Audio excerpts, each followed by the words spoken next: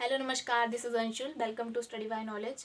तो हमने जो है प्रीवियस क्लास में आर्टिकल नंबर 69 तक जितने भी आर्टिकल थे उन सभी को हमने कवर कर लिया था। तो आज हम स्टार्ट करेंगे आर्टिकल नंबर 70 से।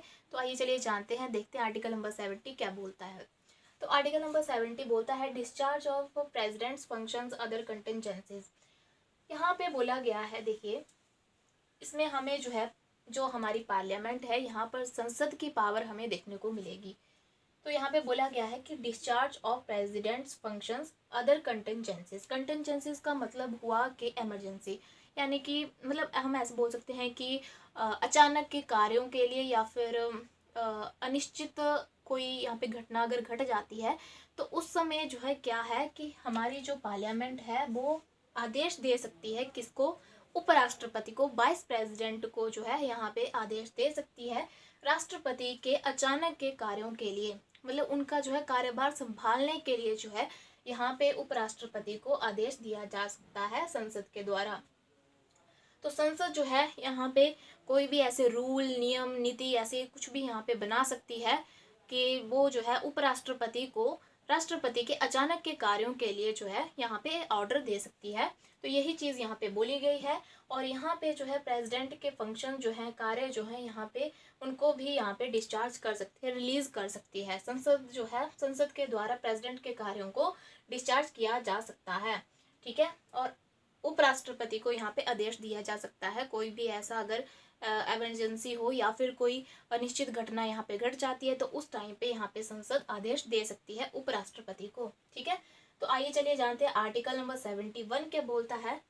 तो ये बोलता है मैटर्स रिलेटिंग टू और connect with the election of a president and vice president.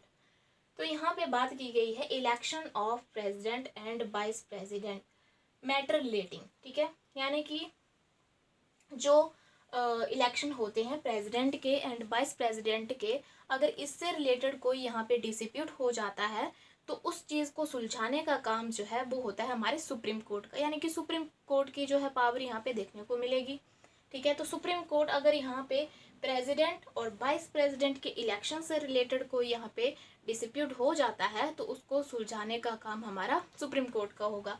तो जब सुप्रीम कोर्ट जो है मतलब अगर सुप्रीम कोर्ट सुप्रीम कोर्ट जो है उसको ऐसा लगता है कि जो प्रेसिडेंट और वाइस प्रेसिडेंट के जो इलेक्शन है वो गलत तरीके से हुए हों, तो यहाँ पे सुप्रीम कोर्ट जो है जो इलेक्शन हुए हैं वाइस प्रेसिडेंट और प्रेसिडेंट के, उसको यहाँ पे रद्द कर सकता है, उसको खारिज कर सकता है सुप्रीम कोर्ट, ठीक है। अगर उनको लगे कि ये जो इलेक्शन है वो गलत तरीके से हुए हों तो उस समय जो है इनको रद्द किया जा सकता है। लेकिन यहाँ पे आपको एक पॉइंट याद रखना है कि मान लो कि कोई यहाँ पे उपराष्ट्रपति मतलब राष्ट्रपति बना या उपराष्ट्रपति बना, ठीक है।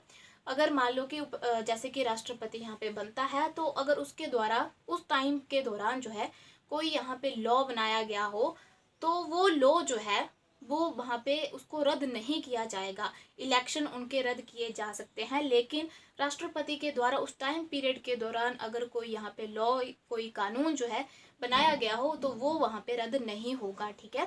तो इस पॉइंट को याद रखेंगे। आगे चलते हैं आर्टिकल नंबर 72 के ऊपर। तो ये क्या बोलता है, powers of president to grant pardons. यहाँ पे बोला गया है, देखिए पावर की बात की गई है, किसकी? प्रेसिडेंट की। किसकी पावर? कौन सी पावर के बारे में यहाँ पे बोला गया है? तो यहाँ पे जो है क्षमादान, ठीक है।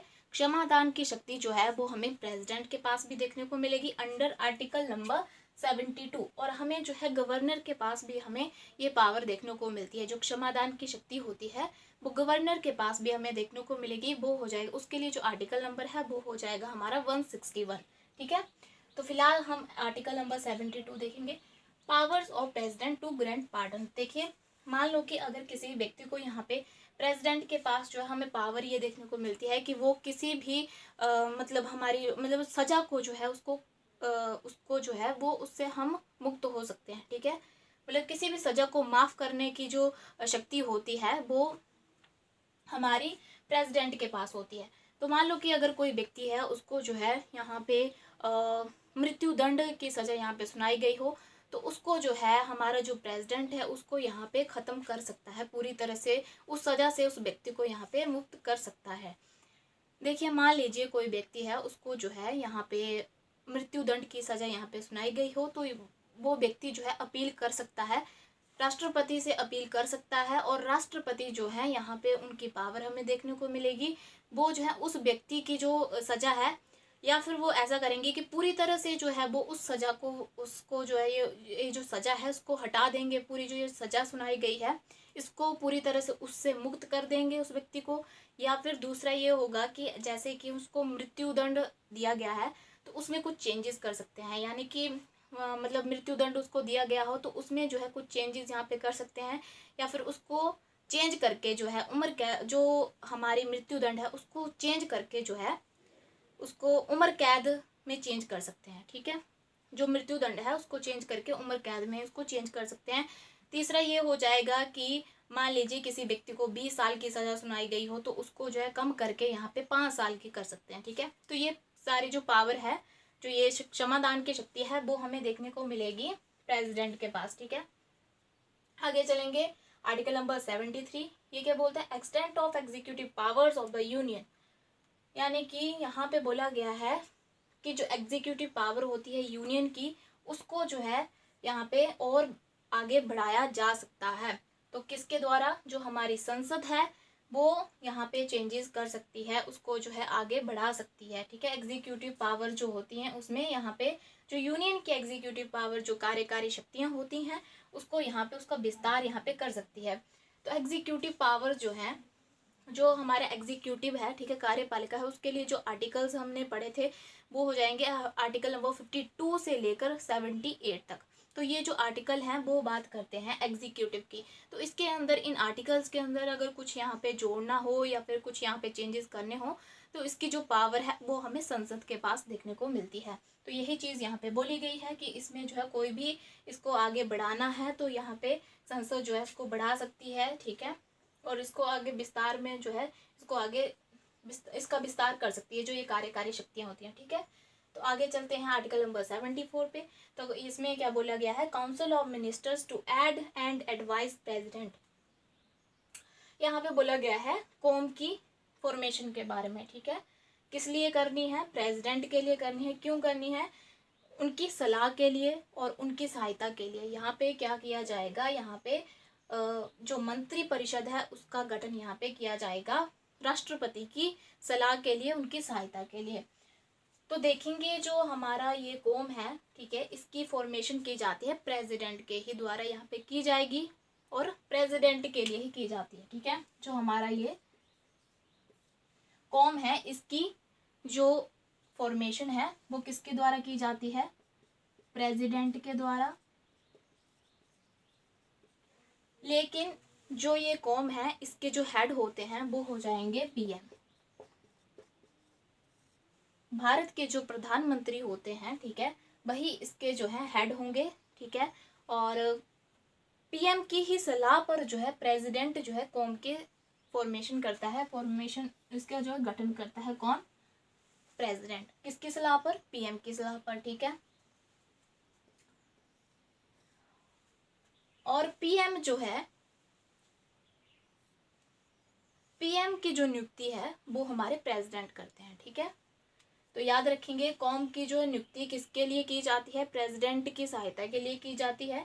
ठीक है, प्रेसिडेंट जो है वो कौम की मतलब इसकी जो है गठन करते हैं कौन? प्रेसिडेंट। ठीक है, और पीएम जो है प्रेसिडेंट की पीएम की सलाह पर जो है प्रेसिडेंट जो है कौम की यहाँ पे नियुक्ति करते हैं। ठीक है, इनका गठन करते हैं, और पीएम जो है कौम की जो है, पीएम जो है कौम के हेड होते हैं। ठीक है, और यहाँ पे जो कौम है उसकी के अंदर जो है कौम का ही पार्ट होता है। जो हमारा कैबिनेट मिनिस्टर होता है वो कौम का ही पार्ट होता है, और राष्ट्रपति तब तक काम नहीं करता जब तक कैबिनेट का जो है यहाँ पे अप्रूवल नहीं मिल जाता। ठीक है, तो याद रखेंगे। आगे है हमारा आर्टिकल नंबर 75 जो कि बात करता है other provisions as to ministers. देखिए यहाँ पे जो है 75 जो है 75 के अंदर जो है हमें पीएम टर्म यहाँ पे देखने को मिलेगी। लेकिन यहाँ पर जो है इसके अंदर क्या, हमारे जो कॉन्स्टिट्यूशन है उसके अंदर जो है पीएम के जो अपॉइंटमेंट का जो प्रोसेस होता है वो हमारे कॉन्स्टिट्यूशन के अंदर मेंशन नहीं है। लेकिन as a citizen of India हमें पता होना चाहिए कि जो पीएम है उनकी नियुक्ति कैसे होती है, ठीक है। तो हमारे जो पीएम है उनकी नियुक्ति राष्ट्रपति के द्वारा की जाती है, ठीक है। तो यहाँ पे देखेंगे जो राष्ट्रपति है वो लोकसभा और राज्यसभा में से कहीं से भी जो है यहाँ पे पीएम की नियुक्ति कर सकते हैं, ठीक है। फॉर एग्जाम्पल के लिए हम मान लेते हैं जैसे कि लोकसभा है, लोकसभा के अंदर, ठीक है, लोकसभा के अंदर मान लो कोई पार्टी जो है बहुमत से जीत जाती है तो उस पार्टी में से जो है राष्ट्रपति के द्वारा एक व्यक्ति को यहाँ पे पीएम चुना जाता है, ठीक है। बहुमत, जैसे मान लो कि लोकसभा है, ठीक है, यहाँ से मान लो कोई यहाँ पे पार्टी है या कांग्रेस है या बीजेपी, कोई भी अदर पार्टी, ठीक है। तो अगर कोई भी पार्टी यहाँ पे बहुमत से जीत जाती है, बहुमत का मतलब ये हुआ कि आधे से ज़्यादा, जिस पार्टी को आधे से ज़्यादा यहाँ पे वोट मिल जाते हैं तो वो यहाँ पे जीत जाती है, ठीक है, बहुमत से जीत जाती है। तो कोई मान लो कि यहाँ पे कोई पार्टी है जो कि बहुमत से जीत जाती है तो उस पार्टी से जो है राष्ट्रपति किसी एक मेंबर को पीएम चुनता है, ठीक है। तो जैसे कि मान लो कि यहाँ पे राष्ट्रपति द्वारा पीएम चुना जाता है तो वो जो है राष्ट्रपति जो है जो उस पार्टी के जो मेंबर हैं उन्हीं की सलाह पर यहाँ पे पीएम को चुनते हैं, ठीक है, उन्हीं की सलाह पर यहाँ पे चुना जाता है। अगर मान लो कि जो मेंबर्स हैं उनके बीच जो है मतलब ये पीएम की जो पोस्ट है उससे रिलेटेड यहाँ पे कोई यहाँ पे डिस्प्यूट या विवाद हो जाता है तो उस टाइम पर जो है प्रेसिडेंट के पास ये पावर होती है कि वो अपनी इच्छा अनुसार जो है यहाँ से पीएम को चुन सकते हैं, ठीक है, पीएम की नियुक्ति ये कर सकते हैं उस टाइम पे, कब, जब यहाँ पे पोस्ट से रिलेटेड उन मेंबर्स के बीच में कोई यहाँ पे विवाद हो जाता है तो उस टाइम पे पीएम खुद, राष्ट्रपति जो है खुद यहाँ पे चुनते हैं पीएम को, ठीक है। फिर उसके बाद जो है यहाँ पे पीएम जब बन जाते हैं तो उन्हीं की सलाह पर जो है वो अदर जो मिनिस्टर्स होते हैं जैसे कि गृह मंत्री, रक्षा मंत्री या फिर कोई अदर मिनिस्टर जो होते हैं उनको यहाँ पे नियुक्त किया जाता है राष्ट्रपति के द्वारा पीएम की सलाह पर, ठीक है। फिर क्या होता है कि उनके जो शपथ दिलाने का काम होता है वो भी राष्ट्रपति का होता है और उनके जो भत्ते वगैरह होते हैं, सैलरी वगैरह जो होती है उनकी टाइम टाइम पर डिसाइड की जाती है पार्लियामेंट के द्वारा, ठीक है। तो वो पार्लियामेंट करती है, इनका जो सैलरी वगैरह का जो होता है अलाउंसेस वगैरह वो हमारी पार्लियामेंट करेगी, ठीक है। तो आइए फिर देखते हैं आर्टिकल नंबर 70 क्या बोलता है। Discharge of president's functions other contingencies, ठीक है, उपराष्ट्रपति को जो है यहाँ पे आदेश दिया जा सकता है उनका जो है प्रेसिडेंट का कार्यभार संभालने के लिए संसद के द्वारा, ठीक है। आगे हमारा 71 जो कि बात करता है कि इलेक्शन के टाइम पर जो है यहाँ पे प्रेसिडेंट के हों या वाइस प्रेसिडेंट के हों तो अगर यहाँ पे इससे रिलेटेड कोई यहाँ पे विवाद हो जाता है उसको सुलझाने का काम जो सुप्रीम कोर्ट का होता है। आगे है 72 जो कि बात करता है क्षमा दान की शक्ति के बारे में, टू ग्रांट पार्डन्स के बारे में, power of president to grant pardons, ठीक है, इसके बारे में बात करता है क्षमा दान की शक्ति जो कि हमें 72 में देखने को मिलेगी। आर्टिकल नंबर 73 जो कि बात करता है जो एग्जीक्यूटिव पावर्स होती हैं, कार्यकारी शक्तियाँ होती हैं इनके विस्तार के बारे में, ठीक है। आगे है हमारा 74 जो कि बात करता है कॉम के बारे में, ठीक है, काउंसिल ऑफ मिनिस्टर के बारे में जिसकी जो है जिसका जो गठन किसके द्वारा किया जाता है, प्रेसिडेंट के द्वारा किया जाता है, पीएम की सलाह पर किया जाता है और इनके जो हेड होते हैं कॉम के वो कौन होंगे, पीएम होंगे, ठीक है। आगे है हमारा 75 जो कि बात करता है other provision as to minister, जो कि हमें पीएम जो टर्म होती है वो यहाँ पे देखने को मिलेगी, लेकिन हमारे जो पीएम के लिए जो ये पूरा प्रोसेस होता है इनके इलेक्शन का ये हमारे कॉन्स्टिट्यूशन के अंदर मेंशन नहीं है, तो ये चीज़ें आप याद रखेंगे। तो इसी के साथ आज की इस क्लास को यहीं पे ख़त्म करते हैं। Thank you so much. जय हिंद, जय भारत।